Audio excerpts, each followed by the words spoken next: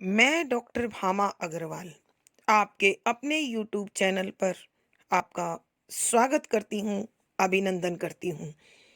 आइए प्यारे बच्चों, आज हम ध्रुव स्वामिनी नामक नाटक का अध्ययन शुरू करते हैं। इस नाटक के अध्ययन से पूर्व इसे सरल और सहज बनाने के लिए हमें इसकी भूमिका को समझना होगा, जो इस प्रकार है। ध्रुव स्वामिनी नाटक छायावादी साहित्यकार जयशंकर प्रसाद द्वारा रचित है, जो 1933 में प्रकाशित हुआ।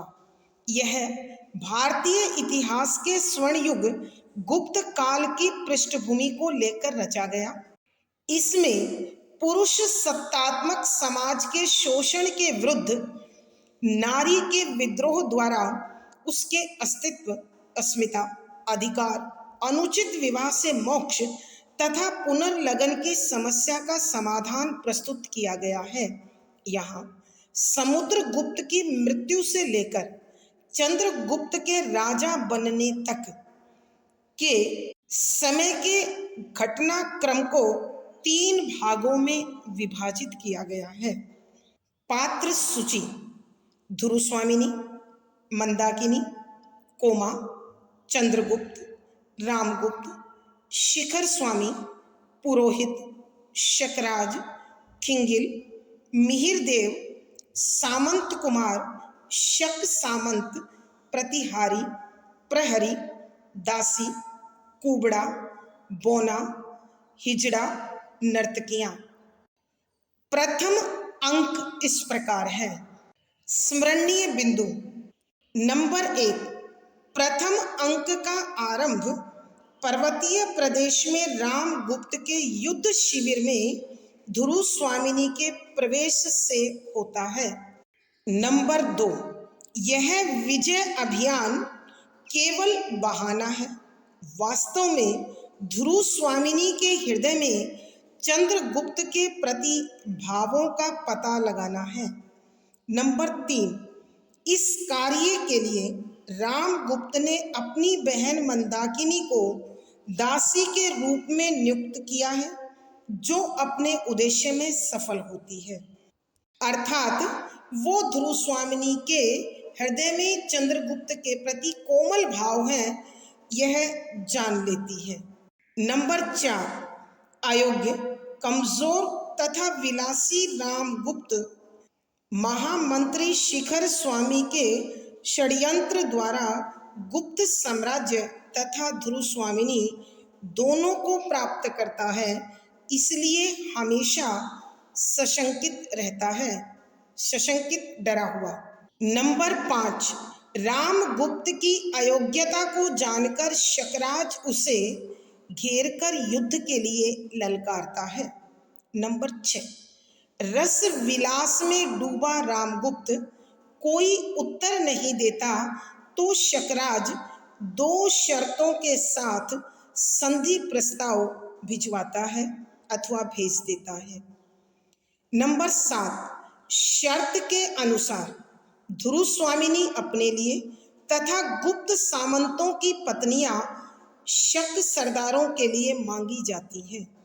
नंबर 8, गुप्त वंशीय प्रतिष्ठा के विरुद्ध रामगुप्त संधि की शर्त स्वीकार कर लेता है। नंबर 9, ध्रुव स्वामिनी अपनी प्रतिष्ठा की रक्षा के लिए रामगुप्त से प्रार्थना करती है, मगर वह इसके लिए तैयार नहीं होता। नंबर 10, शिखर स्वामी कहता है कि राज्य और राजा की रक्षा हर वस्तु देकर होनी चाहिए। नंबर 11, असहाय ध्रुव स्वामिनी सम्मान की रक्षा के लिए आत्महत्या को तत्पर होती है। उसी समय चंद्रगुप्त आकर उसे बचा लेता है। नंबर 12, चंद्रगुप्त स्वयं ध्रुव स्वामिनी के रूप में सामंत कुमारों को साथ लेकर शकराज से इस अपमानजनक शर्त का बदला लेना चाहता है, मगर ध्रुव स्वामिनी उसे ऐसा करने से रोकती है। नंबर 13, अंत में चंद्रगुप्त ध्रुव स्वामिनी व सामंत कुमारों को लेकर शकराज के पास जाता है। नंबर 14, चंद्रगुप्त की बहन मंदाकिनी के ओजस्वी गीत के साथ सब प्रस्थान करते हैं और पर्दा गिरता है।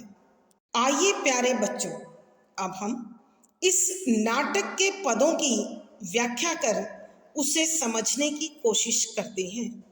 पद संख्या 81 का भाग।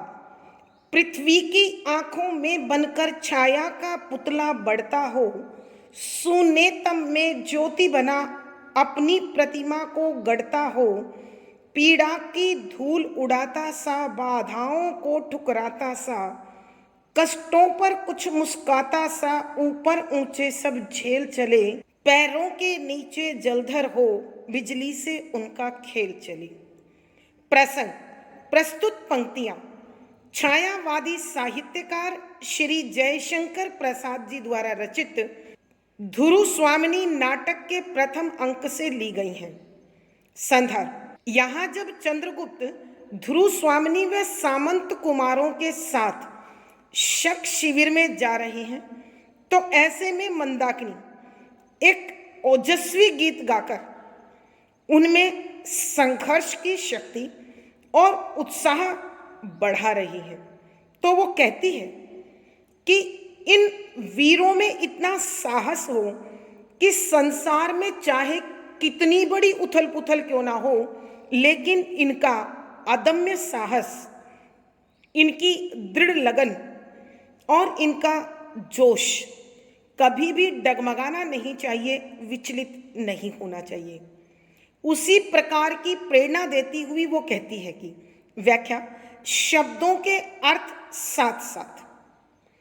पृथ्वी की आंखों में बनकर छाया का पुतला बढ़ता हो, कि ये जो वीर जा रहे हैं, पृथ्वी धरती की आंखें अर्थात आशाएं, इच्छाएं, आकांक्षाएं बनकर निर्मित होकर छाया परछाई का पुतला शरीर की आकृति बढ़ता हो, बढ़ता चले, कि इन वीरों की जो परछाई पृथ्वी पर पड़ रही है, यह इस समूची धरती की आंखों में बसा हुआ वो सपना हो जो आदर्श देखना चाहता है, जो अच्छाई देखना चाहता है, जो इस समाज को सुंदर बनाना चाहता है, अज्ञानता के अंधकार से रहित समाज के निर्माण का पृथ्वी की आंखें नवीन सपना सजाए हुए हों। सूने तम में ज्योति बना अपनी प्रतिमा को गढ़ता हो। सूने सुनसान, तम अंधकार, अर्थात कहने का भाव ऐसा अंधकार जो अत्यधिक गहरा हो, जिसमें किसी प्रकार की कोई हलचल दिखाई ना दे। ज्योति बन ऐसे में प्रकाश की किरण बनकर अपनी तस्वीर का निर्माण स्वयं कर रहा हो। गढ़ना, बनाना, कि अपनी तस्वीर का निर्माण स्वयं कर रहा हूँ, अर्थात इस संसार में एक ऐसे आदर्श का निर्माण करें जो युगों युगों तक, जो इस पृथ्वी के रहने तक समूचे मानव समाज का, संसार का मार्गदर्शन करता रहे। पीड़ा की धूल उड़ाता सा, कि इस संसार में मानव कर्म करते समय अनेक प्रकार के कष्टों का, दर्द का, पीड़ा का, वेदना का सामना करता है, लेकिन इन वीरों के जीवन में आने वाला हर कष्ट, हर दर्द, हर वेदना, हर व्यथा पांव के चलने से उड़ने वाली धूल के समान नगण्य हो, तुच्छ हो, गिनती योग्य ना हो। बाधाओं को ठुकराता सा, कि इनके जीवन में जितनी भी मुसीबतें आ रही हो, वो उनको उसी प्रकार ठुकराते चले जैसे बच्चा खेलता हुआ रास्ते में पड़ी हुई कंकड़ को ठोकर लगाकर उसे इधर उधर करता है। अर्थात कहने का भाव यह है कि जीवन की बाधाओं से ये निडर होकर आगे बढ़ते चले, कष्टों पर कुछ मुस्काता सा, कि इनके जीवन में जो कष्ट आए यह उनकी हंसी उड़ाए, कि ये कष्ट हमारा रास्ता रोकेंगे नहीं। ऊपर ऊंचे सब झेल चले। कि जीवन में ऊंचाई को प्राप्त करने के लिए, श्रेष्ठता को प्राप्त करने के लिए, आदर्श को प्राप्त करने के लिए यह जीवन के सभी उतार चढ़ाव, सभी अच्छे बुरे कर्मों का सामना करते हुए, भावों का सामना करते हुए आगे आगे आगे बढ़ते चले। पद संख्या 81 का ख भाग। खिलते हो क्षत के फूल जहां, बन व्यथा तमिस्त्रा के तारे। पद पद पर तांडव नर्तन हो, स्वर सप्तक होवे लय सारे। भैरव रव से हो व्याप्त दिशा, हो कांप रही भय चकित निशा। हो स्वेद धार बहती कपिशा, ऊपर ऊंचे सब झेल चले। पैरों के नीचे जलधर हो, बिजली से उनका खेल चले। कि यहाँ मंदाकिनी फिर इन साहसी वीरों की मनस्थिति, उनके साहस का वर्णन करते हुए कहती है कि खिलते हो क्षत के फूल जहां, कि ये वीर उस मिट्टी के बने हुए हैं, उस भावना से भरे हुए हैं, ये इस प्रकार तैयार हुए हैं, बाधाओं में पलकर, मुसीबतों का सामना करते हुए, कष्टों को झेलते हुए ये इस प्रकार निर्मित हैं जैसे विनाश में खिलने वाला फूल कभी मुरझाता नहीं है। क्षत का मतलब होता है विनाश। यहां मंदाकिनी कहती है कि ये वीर इस प्रकार निर्मित हुए हैं जैसे विनाश के फूल खिलते हैं तो उन पर किसी विनाश का कोई असर नहीं होता, अर्थात ये मुसीबतों से घबराने वाले, डरने वाले नहीं हैं। बन व्यथा तमस्त्रा के तारे, कि ये स्वयं पीड़ा रूपी अंधियारी रात में चमकने वाले तारों के समान हैं, अर्थात जीवन की कोई भी मुसीबत इनकी जगमगाहट पर, इनके प्रकाश पर प्रभाव नहीं डाल सकती। पद पद पर तांडव नर्तन हो। तांडव नर्तन भगवान शंकर का वो विनाशकारी नृत्य जो उन्होंने क्रोध में आकर नाचा था, कि इन्हें चाहे वो विनाशकारी नृत्य अपने कदम कदम पर प्राप्त हो तो भी ये झुकने वाले, डरने वाले, रुकने वाले नहीं हैं। स्वर सप्तक होवे लय सारे, कि सारे सातों सुर एक साथ मिलकर एक ऐसी भैरव राग का निर्माण करें। भैरव विनाशकारी, राग लय, उत्तेजना की राग, रव माने शोर, व्याप्त भरी हुई, फैली हुई, दिशा दिशाएं, कि ये सातों स्वर एक साथ मिलकर एक ऐसी भैरव राग का निर्माण करे कि जिसके शोर से सभी दिशाएं भरी हुई हों, अर्थात सभी दिशाओं में इस कुव्यवस्था के विरुद्ध ऐसी उथल पुथल हो कि सारी अव्यवस्था, सारी कुव्यवस्था समाप्त हो जाए। हो कांप रही भय चकित निशा, और ऐसे वातावरण में भय से हैरान होकर यह रात्रि कपकपाने उठे। रात्रि प्रतीक होती है बुराई का, विकार का, अज्ञानता के, अंधकार का, तो इसलिए यहाँ अव्यवस्था को रात्रि का संबोधन दिया है कि यह अंधकार का अंधेरा हैरान होकर, चकित होकर कांप उठे, अर्थात उसका सारा साम्राज्य नष्ट हो जाए। हो स्वेद धार बहती कपिशा, कि इन वीरों के शरीर से बहने वाला पसीना, स्वेद माने होता है पसीना, धार धारा बनकर बहती, बहने लगे, कपिशा नदी का नाम। कि इस कपिशा रूपी नदी में जो जल है वो इन वीरों के पसीने की धारा से बनकर बहे। ये ऊंचाई की ओर बढ़ते हुए जीवन के हर कष्ट, हर उतार चढ़ाव को झेलते हुए आगे बढ़ते चले। कि इनके पांव के नीचे विशाल लहराता हुआ समुद्र हो और आकाश में कड़कड़ाती हुई बिजली हो तो भी इन वीरों के कदम रुकने नहीं चाहिए। आइए बच्चों, एक बार हम इस पूरे पद की व्याख्या करते हैं। यहां मंदाकिनी चंद्रगुप्त, ध्रुवस्वामिनी और सामंत कुमारों में जोश भरने के लिए, उनका उत्साह वर्धन करने के लिए गाती है कि ये वीर जो अनाचार, अत्याचार, दुराचार, कुव्यवस्था, अनैतिकता अन्याय का विनाश करने के लिए जा रहे हैं, इनकी परछाई से ही इस समूची धरती की आंखों में सुंदर सपना सज जाए, आशा के भाव का संचार हो जाए। अर्थात कहने का भाव यह है कि ये वीर जैसे जैसे शक शिविर की ओर पहुंचे, वैसे वैसे समूची पृथ्वी उसके अन्याय, अत्याचार, अनीति से मुक्त होने का विश्वास प्राप्त करती चले।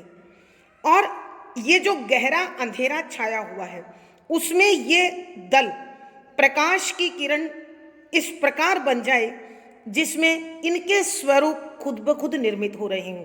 अर्थात ये नए जीवन मूल्यों के, नवीन आदर्शों के संस्थापक बन जाएं और ये जीवन में आने वाली हर पीड़ा को पांव से उड़ने वाली मिट्टी के समान नगण्य समझकर, व्यर्थ समझकर उड़ाते हुए चलें और जीवन में आने वाली बाधाओं को ये उसी प्रकार ठुकरा दें जैसे सड़क पर चलते हुए यात्री के रास्ते में आने वाले कंकड़ को वो ठोकर मारकर आगे निकल जाता है, कष्टों पर कुछ मुस्काता सा, कि वह जीवन में आने वाले कष्टों को इस प्रकार झेले मानो उनको हंसी में झेल रहा हो।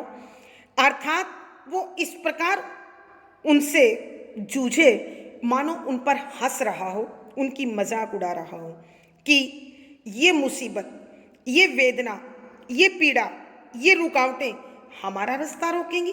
अर्थात कोई हमारा रास्ता अब नहीं रोक सकता। ऊपर ऊंचे सब झेल चले कि जीवन में ऊंचाई प्राप्त करने के लिए, आदर्श गढ़ने के लिए ये सभी प्रकार के उतार चढ़ाव, सुख दुख झेलते हुए आगे बढ़ते चलें। और ये वीर दल इस प्रकार निर्मित है, इस प्रकार संजीवनी शक्ति से भरा हुआ है, अदम्य साहस से भरा हुआ है, जैसे विनाश के फूल विनाश से प्रभावित नहीं होते हैं। अर्थात जीवन में संघर्ष को झेलकर बढ़ने वाले ये फूल किसी संघर्ष से मुरझा नहीं सकते हैं, उसके सामने घुटने नहीं टेक सकते हैं। बन व्यथा तमिस्त्रा के तारे, कि ये स्वयं पीड़ा रूपी अंधियारी रात के जगमगाते हुए सितारे हैं। अर्थात इन पर किसी पीड़ा का, वेदना का कोई असर होने वाला नहीं है। कोई दर्द इनकी जगमगाहट को धुंधला नहीं कर सकता, धूमिल नहीं कर सकता। पद पद पर तांडव नर्तन हो, कि चाहे इन्हें हर कदम पर भगवान शंकर के तांडव नृत्य के समान विनाशक खेल प्राप्त हो, तो भी ये डरने वाले नहीं हैं। और जब ये वीर भाव के साथ, वीरता के साथ, अदम्य साहस के साथ आगे बढ़ रहे हैं, तो ये स्वयं उस भगवान शंकर के विनाशक नृत्य का अंग बने और उसके साथ संगीत के सातों सुर एक साथ मिलकर भैरव राग का निर्माण करें और उसके शोर से सभी दिशाएं भर जाएं, व्याप्त हो जाएं। अर्थात वह शोर सभी दिशाओं में हो। कहने का भाव यह है कि जहां भी कुव्यवस्था है, जहां भी अनाचार है, अनीति है, जहां भी दुराचार है, इन दिशाओं के शोर के कारण उसका साम्राज्य कंपकपा उठे। हो कांप रही भय चकित निशा, कि इस अंधियारी रात में, प्यारे बच्चों, यह अंधियारी रात प्रतीक ही बुराइयों का है, कि भयभीत होकर, हैरान होकर कांप उठे। अर्थात उनका साम्राज्य डोल जाए, वो भयभीत होकर, डगमगाकर अपने इस सारी व्यवस्था को, कुव्यवस्था को समझे और उसका विनाश हो जाए। हो स्वेद धार बहती कपिशा, कि इन वीरों के शरीर से निकलने वाली पसीने की धारा के कारण कपिशा नदी में जल भरावन हो। अर्थात कहने का भाव यह है कि इन वीरों के शरीर से निकलने वाला यह पसीना कपिशा नदी में जल की धारा के रूप में बहे, और ये जब उच्चाई के लिए, आदर्श के लिए, अच्छाई के निर्माण के लिए बढ़ चले हैं, तो ये जीवन के प्रत्येक उतार चढ़ाव, सुख दुख, अच्छे अच्छे बुरे सभी भावों को झेलते हुए ऊंचाइयों की ओर निरंतर बढ़ते चले, अर्थात इनका मनोबल इतना अधिक मजबूत हो जो किसी भी स्थिति में डगमगाए ना। और इन वीरों के पांव नीचे विशाल समुद्र लहराता हो और चाहे आकाश में बिजलियां कड़कड़ा रही हों तो भी इनका मनोबल, इनका साहस, इनका जोश, इनका संकल्प कभी कमजोर नहीं पड़ना चाहिए।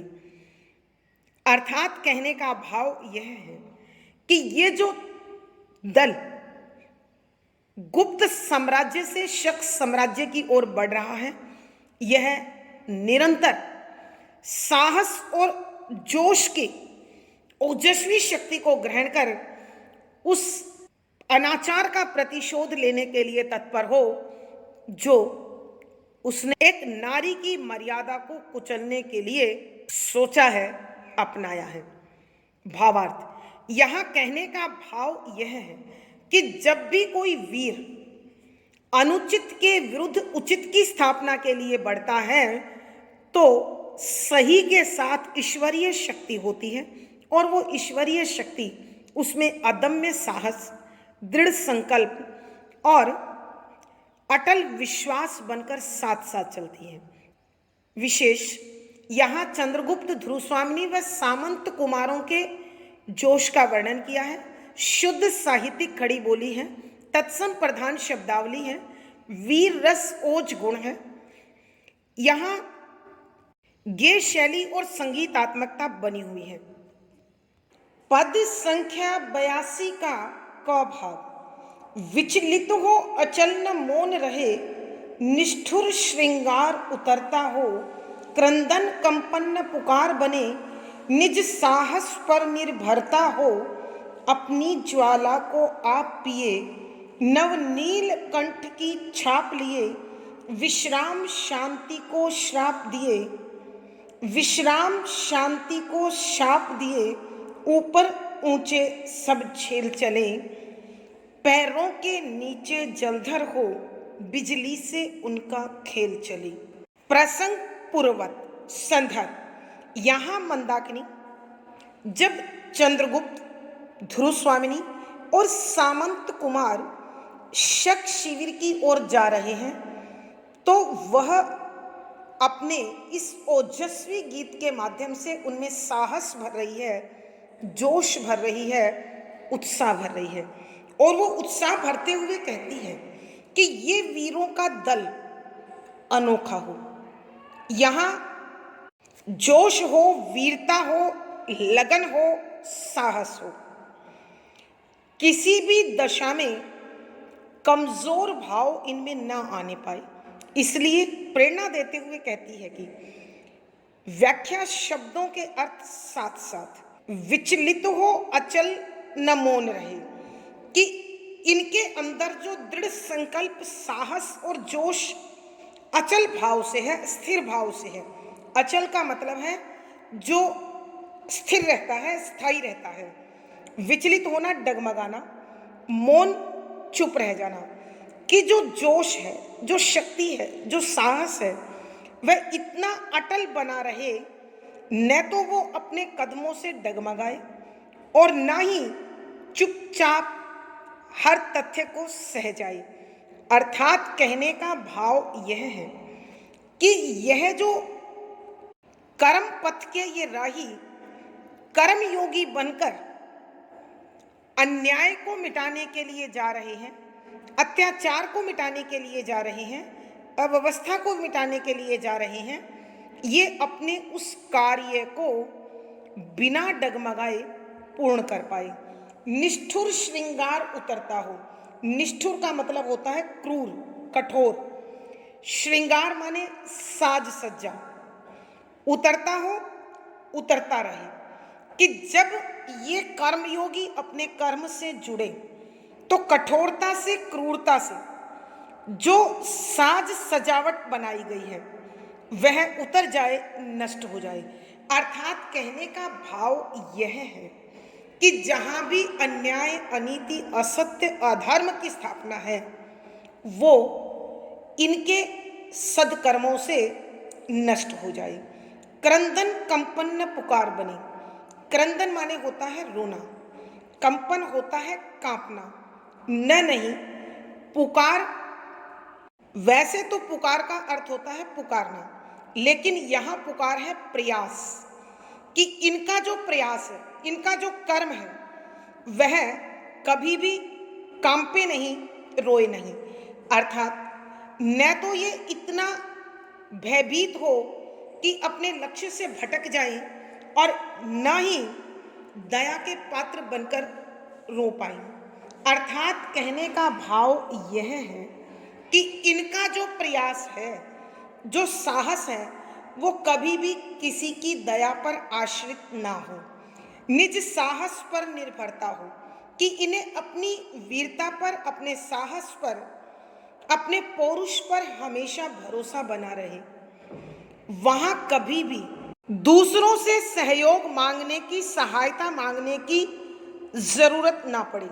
अपनी ज्वाला को आप पिए, कि इनके हृदय में जो जोश की आग है, जो प्रतिशोध की आग है, जो शक्ति की आग है, वह इतनी तीव्र हो, केवल यही संभाल पाए। अर्थात कहने का भाव यह है कि इनके अंदर वो शक्ति कूट कूट कर भरी हुई हो। नव नीलकंठ की छाप लिए, नव माने नया, नीलकंठ भगवान शिव, छाप पहचान लिए, कि इनमें जो जोश है, जो शक्ति है, जो प्रतिशोध की आग है, वो इनके हृदय में इस प्रकार समाई हुई हो, इस प्रकार ये उसे आत्मसात किए हुए हों, ग्रहण किए हुए हों, कि भगवान शंकर का नया रूप मानो इन्होंने धारण कर लिया हो। अर्थात कहने का भाव यह है कि जिस प्रकार भगवान शंकर ने जहर को अपने गले में एकत्रित कर नीलकंठ का नाम लिया था, ठीक उसी प्रकार यह वीरों का दल अपनी प्रतिशोध की भावना को अपने हृदय में उस जहर की भांति बसाए रखें, ताकि ये अपने लक्ष्य को पूर्ण कर पाएं। विश्राम शांति को शाप दिए, कि यह इस प्रकार आगे बढ़ते रहें कि जीवन में आराम और शांति, मानो इन्होंने दोनों को श्राप दे दिया हो, दोनों अभिशाप की भांति इनके जीवन से लक्ष्य की प्राप्ति से पूर्व समाप्त हो जाएं। अर्थात ये आराम और शांति को अपना लक्ष्य पूर्ण किए बिना धारण ना करें, ऊपर ऊंचे सब झेल चले, कि ये ऊंचाई के इस पथ पर चढ़ते हुए सभी सुख दुख, उतार चढ़ाव, भलाई बुराई का सामना करते हुए हमेशा अपने पथ पर चलते रहें। इन वीरों के पांव के नीचे चाहे विशाल समुद्र लहराता हो, अर्थात कितनी भी बड़ी मुसीबत क्यों ना हो, और आकाश में कड़कड़ाती हुई बिजली, चाहे इनके साथ किसी भी प्रकार का खेल करे, लेकिन इनका साहस, इनकी वीरता, इनका जोश कभी भी डगमगाना नहीं चाहिए। आइए बच्चों, एक बार फिर इस पद की व्याख्या करते हैं। यहाँ ध्रुव स्वामिनी वीरों के उस दल का उत्साह वर्णन कर रही है जो शक शिविर की ओर बढ़ रहा है। तो वो कहती है, विचलित हो अचल न मौन रहे, कि इनके अंदर जो जोश, साहस, वीरता, पौरुष, शौर्य है, वो इतना अधिक स्थिर भाव से हो, स्थायी भाव से हो, ना तो वो क्रूरता के समक्ष डगमगाए और ना ही वो ठंडा पड़ने पाए। और इन कर्मयोगियों के कर्म के कारण जो क्रूरता से, कठोरता से सत्ता स्थापित की गई है, व्यवस्था स्थापित की गई है, वो पूर्ण रूप से नष्ट हो जाए। अर्थात अन्याय, अनीति, अधर्म, असत्य के बल पर जो व्यवस्था कायम है, वो पूर्ण रूप से तहस नहस हो जाए, समाप्त हो जाए। क्रंदन कंपन पुकार बने, निज साहस पर निर्भरता हो, कि इन्हें अपनी शक्ति पर, अपनी वीरता पर, अपने जोश पर इतना अधिक विश्वास हो, इतना उसका सहारा इन्हें प्राप्त हो, कि ये किसी भी दशा में न तो कांपे और न ही किसी से दया की भीख मांगे, न डरे और न ही दया की चाह किसी से रखें, सहायता की इच्छा रखें। अपनी ज्वाला को आप पिए, नव नीलकंठ की छाप लिए, कि इनमें भगवान शंकर की वो शक्ति समा जाए जिसमें उन्होंने इस पृथ्वी को बचाने के लिए अपने गले में जहर को इकट्ठा कर नीलकंठ नाम धारण किया था। अर्थात कहती हैं कि इनके अंदर जो प्रतिशोध की अग्नि दहक रही है, धधक रही है, वो इतनी तीव्रता से धधकती रहे कि ये भगवान शंकर का नया रूप बन जाए। इस कर्म के पथ पर बढ़ते हुए इन वीरों के जीवन में आराम और शांति जैसा कोई भाव ना हो, मानो इन्होंने उसे श्राप देकर त्याग दिया हो, या इनके जीवन में ऐसा श्राप लगा हो कि अपने लक्ष्य की पूर्ति से पहले ये न विश्राम करें और न ही शांत होकर बैठें, और ये जीवन की ऊंचाई के पथ पर जो निरंतर आगे बढ़ रहे हैं, वहाँ सभी प्रकार के उतार चढ़ाव, सुख दुख, अच्छाई बुराई को झेलते हुए हमेशा अपने आदर्श की स्थापना में लगे रहें। इनके पांव के नीचे बेशक विशाल लहराता हुआ समुद्र हो, अर्थात कठोर धरातल ना हो, और आकाश में बिजलियां कड़कड़ा रही हैं, तो भी ये अपने कर्म के पथ से विचलित ना हो, शांत होकर ना बैठे। अर्थात मंदाकिनी के कहने का भाव यह है कि यह वीरों का दल कितनी भी बाधाएं आए, रुकावटें आए, मुश्किलें आए, दुख मिले, सुख मिले, अपने कर्म को पूर्ण किए बिना लक्ष्य की प्राप्ति से पहले हरगिज ना ठहरे। चंद्रगुप्त और ध्रुव स्वामिनी के साथ सबका धीरे धीरे प्रस्थान, और फिर चंद्रगुप्त और ध्रुव स्वामिनी सभी सामंत कुमारों को साथ लेकर धीरे धीरे गुप्त शिविर को छोड़कर चलने लगते हैं, जाने लगते हैं। अकेली मंदाकिनी केंद्रित आलोक में खड़ी रहकर वेग भरी आंधी के शब्द और सघन होते अंधकार में अंतर ध्यान हो जाती है कि मंच पर मंदाकिनी अकेली रह जाती है, उस पर प्रकाश एकत्रित होकर गिर रहा है, और वह बड़ी तेजी से बढ़ते हुए वीरों के दल के कारण उत्पन्न होने वाले शब्दों को, आंधी जैसे शब्दों को सुन रही है, और फिर वह अंधेरा गहरा होते होते होते होते मंदाकिनी को अपने अंदर समेट लेता है। अर्थात इस प्रकार मंच पर अंधकार छा जाता है। दृश्यांतर, नए दृश्य का वहाँ आयोजन होता है, संयोजन, अर्थात दृश्य बदल जाता है। भावार्थ, यहाँ नाटककार के कहने का भाव यह है, अन्याय, अनाचार, अनीति का नाश करने के लिए चंद्रगुप्त, ध्रुव स्वामिनी और सामंत कुमार जो जा रहे हैं, मंदाकिनी उसका उत्साह इस गीत के माध्यम से बढ़ा रही है। विशेष, यहाँ वीरों का दल शकराज द्वारा किए गए अनुचित व्यवहार का प्रतिशोध लेने निकल पड़ा है। शुद्ध साहित्यिक खड़ी बोली है, तत्सम प्रधान शब्दावली है, वीर रस ओज गुण है, संगीतात्मकता बनी हुई है, गेय शैली है। इस पद के साथ ही बच्चों हमारा प्रथम दृश्य पूर्ण होता है, प्रथम अंक पूर्ण होता है। आज की कक्षा इतनी ही। अगली वीडियो में फिर मुलाकात होगी। पिछली वीडियो का लिंक डिस्क्रिप्शन बॉक्स में मिल जाएगा। आशा है पढ़ा गया विषय आपको समझ में आया होगा। अपने भाव व विचार कमेंट बॉक्स में लिखें। वीडियो को लाइक करें, शेयर करें और चैनल सब्सक्राइब करें। आपका दिन और जीवन मंगलमय हो, इसी शुभकामना के साथ आभार, धन्यवाद।